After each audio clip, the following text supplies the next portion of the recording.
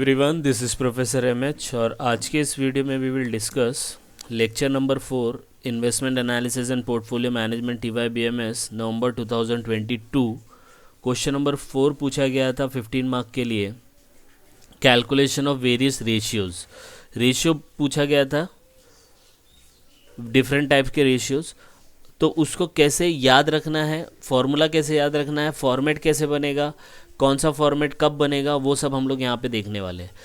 First of all, ratio का जो meaning है, 3 टाइप का रेशियो होता है। एक PNL होता है, PNL ratio, balance sheet ratio, एक कंबाइंड रेशियो। इसका सेपरेट वीडियो मैंने बना के डाल दिया है, आप उसको देखेंगे तो आपको पूरा ग्रिप मिल जाएगा, एक्चुअल मीनिंग पता समझेगा कि ये रेशियो का मतलब क्या है और इसके फॉर्मूले को कैसे डिराइव किया है। तो इस क्वेश्चन में कैसे सॉल्व करना है, let's start with the question first. Question दिया है, following is the balance sheet of music limited as on 31 March 2022। एक बैलेंस शीट दिया है, बैलेंस शीट का टोटल 13,60,000 है। उसके बाद दिया है additional information, net operating profit before tax दिया है 2,80,000। फिर आपको इन्फॉर्मेशन दिया गया है, टैक्स रेट 50% है, डिविडेंड डिक्लेयर्ड 1,20,000 है। Calculate earning per share, return on capital employed, return on share holder fund, debt equity ratio, dividend yield ratio. ठीक है, अब इस बेसिस पे हम लोग को 5 रेशियो निकालने हैं।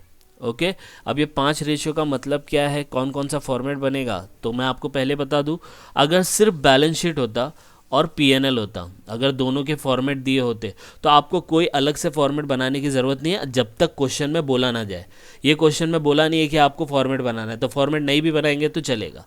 लेकिन इसमें जो ये इन्फॉर्मेशन दी है, ये वाली, अगर ऐसा कोई इन्फॉर्मेशन आया कि भाई ऑपरेटिंग प्रॉफिट बिफोर टैक्स इतना है, इंटरेस्ट इतना है, टैक्स इतना है, तो उसके लिए आपको एक फॉर्मेट बनाने की ज़रूरत है। और वो फॉर्मेट क्या है, मैं आपको बताता हूँ।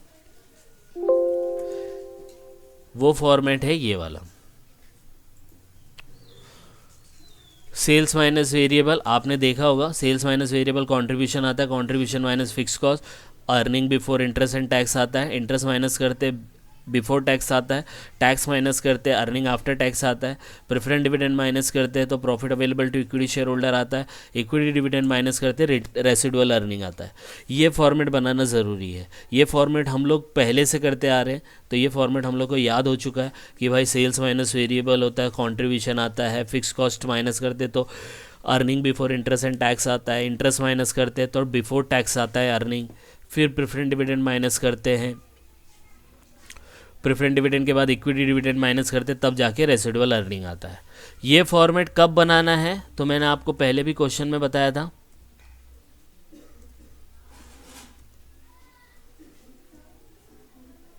कि क्वेश्चन में अगर ये इन्फॉर्मेशन दिया होगा, ठीक है, ये इन्फॉर्मेशन दिया है तभी ये बनाया फॉर्मेट। अगर ये इन्फॉर्मेशन नहीं होता तो हम लोग ये फॉर्मेट नहीं बनाते। अब देखो, यही इन्फॉर्मेशन को हम लोग क्या करेंगे, इस फॉर्मेट को हम लोग है ना, इसको फॉर्मेट में प्लेस करेंगे। तो देखो, ये आपका यहाँ पे आंसर दिया है, हम लोग ने पूरा फॉर्मेट लिख लिया। क्वेश्चन में दिया था बिफोर टैक्स कितना है, 2,80,000। देखो 2,80,000 यहाँ पे लिख दिया है। फिर उसमें से क्या माइनस करना था, टैक्स गवर्नमेंट को पे करना है। तो 2,80,000 का 50% कितना आता है, 1,40,000 आता है, माइनस कर दिया तो 140 बच गया, that is profit after tax. फिर क्या आएगा, प्रेफरेंस डिविडेंड डिक्लेयर्ड हुआ है। अब यहाँ पे शेयर कैपिटल है तो ये प्रेफरेंस है कि इक्विटी है, तो प्रेफरेंस होगा तो मेंशन करेगा प्रेफरेंस, नहीं दिया है तो ये इक्विटी डिविडेंड होता है जो यहाँ शेयर कैपिटल दिया है। तो हम लोग यहाँ पे इक्विटी डिविडेंड में माइनस करेंगे 1,20,000, ठीक है, और ये आपका हो जाएगा दिस माइनस दिस, 20,000 आपका रेसिडुअल अर्निंग हो जाएगा। तो ये इन्फॉर्मेशन आप पूरा प्लेस करना है। याद रखना, आपको ये यूज़ हुआ नहीं तो भी आपको ये पूरा फॉर्मेट बनाना है, क्योंकि एग्ज़ाम में पता नहीं कहाँ से पूछ ले, तो जहाँ से पूछेगा तो उसके लिए फॉर्मेट पूरा रेडी होना चाहिए। तो ये फॉर्मेट हम लोग ने बना लिया, उसमें से ये इन्फॉर्मेशन हम लोग ने बना ली। अब क्या करेंगे, ये 5 रेशियो है ना, इसके फॉर्मूले लिखेंगे। तो मैंने पहले फॉर्मूला बताता हूँ, फिर इसका डेरिवेशन बताता हूँ कि कैसे निकलता है। तो सबसे पहले अर्निंग पर शेयर है। अर्निंग पर शेयर का फॉर्मूला होता है profit available to equity share holder divide by number of equity shares.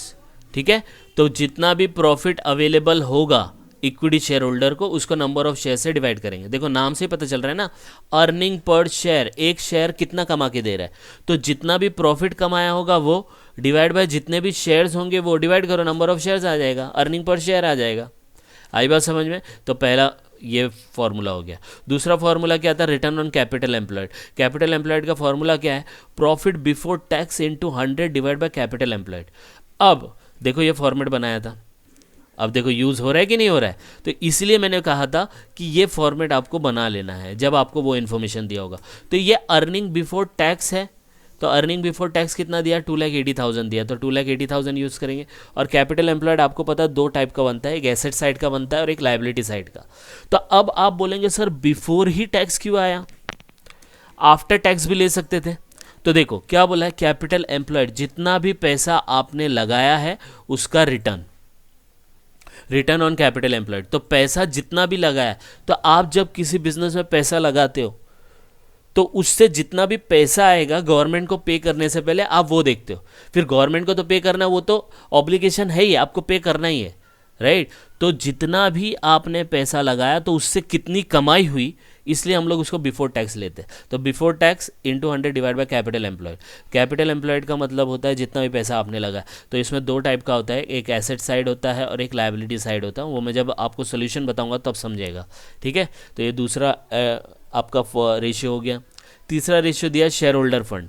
अब देखो कंपनी में पैसा लगाया, सबने पैसा लगाया, अब वो रिटर्न कितना है, तो कैपिटल एम्प्लॉयड मतलब टैक्स भरने से पहला। अब शेयर होल्डर का रिटर्न फाइंड आउट करना पड़ेगा ना, तो शेयर होल्डर को कब देते हैं? डिविडेंड देते हैं। तो डिविडेंड कब देते हैं? टैक्स माइनस करने के बाद देते हैं, राइट। दे या ना दे वो कंपनी के ऊपर डिपेंड होता है, लेकिन जो शेयर होल्डर फंड का रिटर्न होगा वो टैक्स के बाद का रहेगा। इसलिए देखो इसका फॉर्मूला क्या है, प्रॉफिट आफ्टर टैक्स आ गया। आई बात समझ में? देखो ये बिफोर है क्योंकि जितना भी पैसा लगा वो ये देखेगा कितना पैसा कमाया बिफोर टैक्स, गवर्नमेंट को टैक्स भरने से पहला। शेयर होल्डर क्या बोलेगा, भाई मुझे टैक्स से मतलब नहीं है, आप टैक्स भर दो, उसके बाद जो बचा तो मुझे बताओ। तो इसलिए प्रॉफिट आफ्टर टैक्स आएगा into 100 divide by share holder fund. अब शेयर होल्डर फंड क्या होता है? तो equity share capital, preference share capital, वो जब मैं आपको सोल्यूशन बताऊंगा तो उस वहाँ पे आपको समझ में आ जाएगा। ऑलमोस्ट कैपिटल एम्प्लॉयड होता है लेकिन कुछ चीज़ें उसमें नहीं लेते, दैट वी विल सी। फिर दिया डेट इक्विटी रेशियो, नाम से ही पता चल रहा है डेट इक्विटी, तो डेट है इक्विटी है, तो डेट मतलब जितने भी आपके लोन्स है, इक्विटी मतलब equity share reserves and surplus and all that, divide करेंगे आंसर आ जाएगा। तो क्वेश्चन के अंदर ही आंसर है डेट अपॉन इक्विटी, तो डेट इक्विटी रेशियो हो गया। फिर दिया है डिविडेंड यील्ड रेशियो।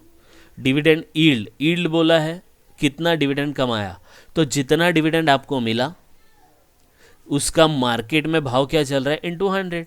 ये बोल रहे हैं ना डिविडेंड यील्ड, अगर कोई चीज़ आप 100 रुपये में मार्केट में ख़रीदते हो और उस 100 रुपये पे आपको कंपनी वाला 10 रुपये डिविडेंड देता है, तो इंटू 100 करेंगे तो कितना हो जाएगा? 10% हो जाएगा ना। तो 10% कहना है this is the yield, right. तो डिविडेंड यील्ड मतलब जितना डिविडेंड मिला डिवाइड बाय उसमें मार्केट का भाव कितना चल रहा है वो इंटू 100, आपका आंसर आ जाएगा। आई बात समझ में? अब ये सब फॉर्मूले में अपने को कौन कौन सी चीज़ें चाहिए? Profit, number of shares, capital employed, ये देखो ये तो निकल गया, प्रॉफिट बिफोर टैक्स निकल गया, प्रॉफिट आफ्टर टैक्स निकल गया, ये सब निकालनी है। तो कौन कौन सी चीज़ें चाहिए? देखो यहाँ पे profit available to equity share holder, number of equity shares चाहिए, profit before tax, capital employed चाहिए, प्रॉफिट आफ्टर टैक्स चाहिए, शेयर होल्डर फंड चाहिए, डेट चाहिए, इक्विटी चाहिए, dividend per share, market per share चाहिए। ये सब चीज़ें मिल जाएगी तो आपको आंसर मिल जाएगा। तो ये चीज़ों को निकालने की कोशिश करते हैं। तो सबसे पहला हमारे पास कौन कौन सी चीज़ें अवेलेबल है, तो अगर आपने देखा होगा तो profit available to equity share holder 1,40,000, तो मतलब ये हो गया। नंबर ऑफ इक्विटी शेयर्स भी आपको क्वेश्चन में से मिल जाएंगे, तो ये भी हो गया। बिफोर टैक्स और आफ्टर टैक्स भी दिया है, देखो अर्निंग बिफोर टैक्स इतना, आफ्टर टैक्स इतना, ये भी दिया है, ठीक है। अब बचा क्या? Capital employed, share holder fund और ये चार चीज़, ठीक है। तो इन सब को भी निकाल लेंगे। तो एक एक करके पहले फॉर्मूला ले लेते हैं। पहला क्या दिया? Earning per share. तो हम लोग चलते हैं अगली तरफ, ये तो फॉर्मेट था, अब एक एक करके लेते हैं। सबसे पहला profit available to equity share holder, तो कितना है? 1,40,000। कहाँ से मिला? यहाँ से मिला, देखो मिला कि नहीं मिला? 1,40,000, ठीक है। फिर नंबर ऑफ इक्विटी शेयर्स कैसे मिलेगा? तो क्वेश्चन अगर आपको पता होगा तो क्वेश्चन के अंदर पीछे जाएंगे तो आपको पहले पता चलेगा। क्वेश्चन के अंदर हमारे पास था ये देखो शेयर कैपिटल कितना था, 8 लाख था, 8 लाख 10 के भाव से, तो 8 लाख को 10 से डिवाइड करेंगे तो कितना आएगा 80,000। तो आपका आंसर जो आएगा वो आएगा 80,000। तो यहाँ पे देखो 80,000 दिया है, बराबर है। देखो दोनों निकल गया। फिर तीसरा क्या है, प्रॉफिट बिफोर टैक्स ऑलरेडी दिया है यहाँ पे, देखो 2,80,000 दिया है, तो 2,80,000 लिख देंगे।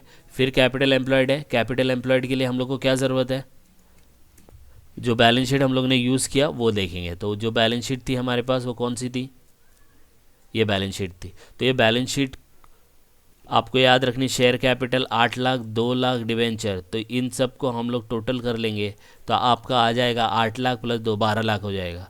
या इन दोनों का टोटल करो 13,60,000, उसमें से करंट लायबिलिटी माइनस करो तो 1,60,000 होगा तो 12 लाख आएगा। तो देखो यहाँ पे दिया है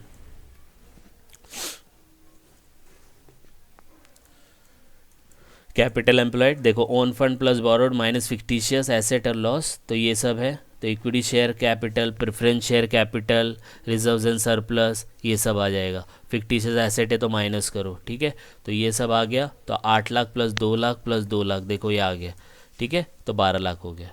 तो कैपिटल एम्प्लॉयड भी निकल गया। नेक्स्ट प्रॉफिट आफ्टर टैक्स, तो प्रॉफिट आफ्टर टैक्स अपने पास दिया है 1,40,000, तो 1,40,000 देखो आ गया।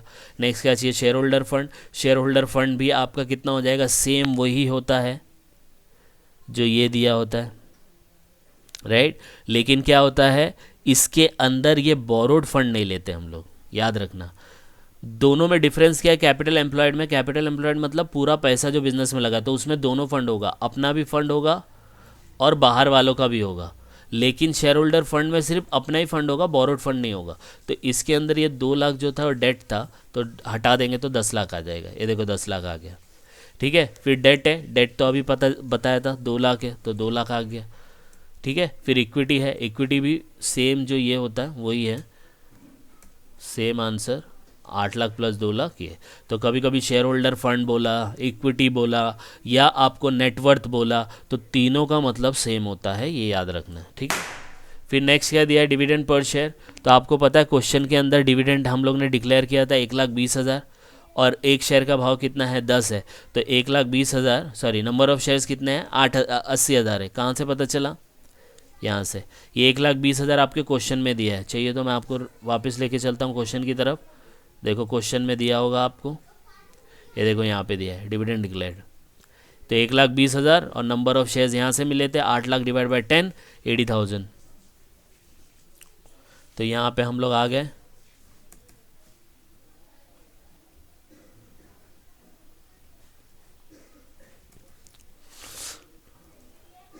बराबर है 1,20,000 डिवाइड बाई 80,000, तो आपको 1.5 मिलेगा dividend per share. Market price पर शेयर निकालना है तो कैसे मिलेगा, नो इन्फॉर्मेशन देन, तो कैसे निकालेंगे, 10 rupees face value would be the MPS। ये याद रखना, अगर मार्केट प्राइस नहीं दिया होगा, अगर नहीं है इन्फॉर्मेशन, जो फेस वैल्यू होगा वही MPS बन जाएगा। समझ में आया। तो ये सब इन्फॉर्मेशन आपको चाहिए थी, सब मिल गई। अब इसको फॉर्मूले में रखेंगे, जो फॉर्मूला मैंने बताया था और एक्सप्लेन भी किया था कि कैसे याद रखना है। तो पहला ले लेते हैं अर्निंग पर शेयर का फॉर्मूला। तो उसका है profit available to equity share holder divide by number of shares. Return employed का ये वाला सबका फॉर्मूला है, देखो यहाँ पे मैंने बता दिया। अब एक एक करके फॉर्मूला निकालते हैं। तो profit available to equity share holder था 1,40,000 डिवाइड बाई 80,000, तो आंसर आएगा ₹1.75। दूसरा before tax divide by capital employed into 100, तो यहाँ पे देखो आ गया 2,80,000 डिवाइड बाय 12 लाख इंटू 100, तो ये परसेंटेज आएगा। सेम वे में प्रॉफिट आफ्टर टैक्स 1,40,000 था डिवाइड बाय 10 लाख इंटू 100, 14% आएगा। डेट इक्विटी में 2 लाख था, इक्विटी था 10 लाख, तो 2 लाख डिवाइड बाय 10 20%। इसका 1.5 dividend per share, face value था 10 15%। इस तरीके से निकालना है। तो ये कहाँ से मिला, अभी आपने देखो ये सब कैलकुलेट किया था ये, तो यहाँ से आपको लिखना है, ठीक है। तो ये एकदम शॉर्ट में लिखना है आपको एग्ज़ाम के टाइम पे भी, और फिर सोल्यूशन में उसको प्लेस कर देना है। और सोल्यूशन में जैसे ही प्लेस करेंगे तो आपको आंसर मिल जाएगा, ठीक है। तो इसको आप गो थ्रू करो, कुछ डाउट आएगा तो कमेंट करके बता सकते हैं। And please like and subscribe for more videos. Thank you.